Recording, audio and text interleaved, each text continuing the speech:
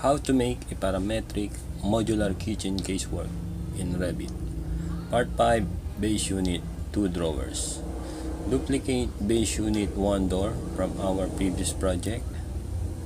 Copy, paste, and rename base unit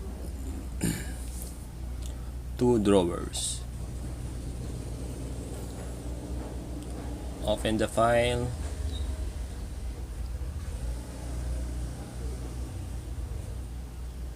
Go to front elevation. Okay. Delete the shelves. Okay. Next, go to graphic display option and select realistic. Create reference plane. Draw a reference plane. Dimension. Pick this reference plane. Pick this reference plane. Pick.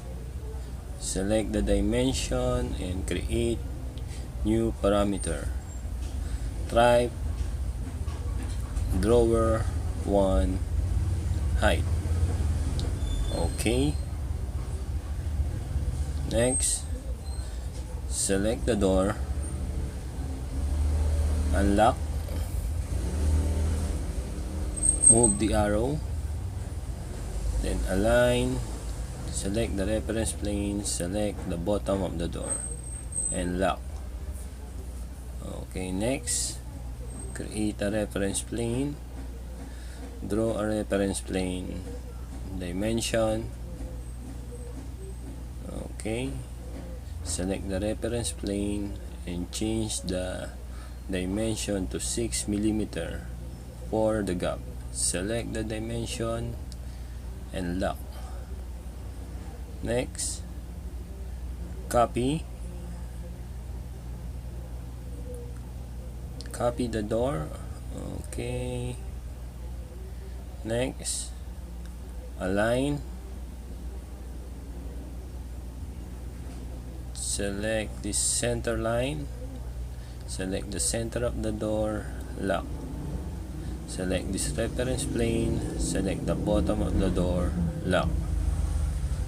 Okay, select this reference plane and select the top of the door.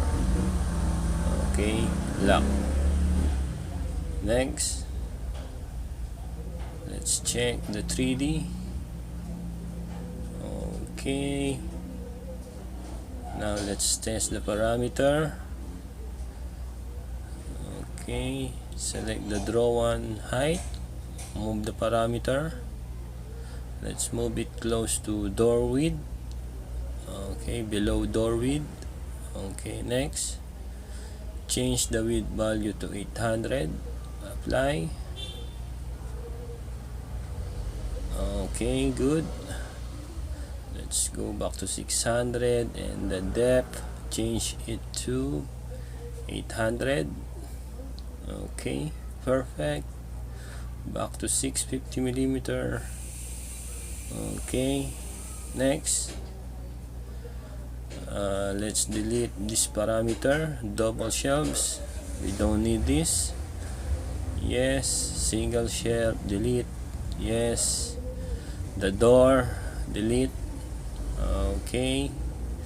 Next, the shelf depth, delete also. Okay. Apply. Next, let's change this name. Base unit BU2 drawers, and let's add 36 centimeters for the drawer height. Okay, now change the drawer 1 height to 36 centimeter or 360 mm. Okay, next, rename. Control C, cancel. New type, Control B, and change 36 to 12 centimeters. Now change the draw one height to 120 millimeter or 12 centimeter. Apply. Okay, new type, Control B, change 36 now to 24. Okay, draw one height, change it to 240 or 24 centimeter. Apply. Next, delete some of the family types. Delete this one, this one, this one, this one. Okay, one more, select this one, delete. Okay, let's select the 36, apply. Okay, zoom to fit. Okay, select the door, check the properties. Okay, and let's go to save and load it into the project. Okay, now let's insert the family pick. Select the unit, space to rotate.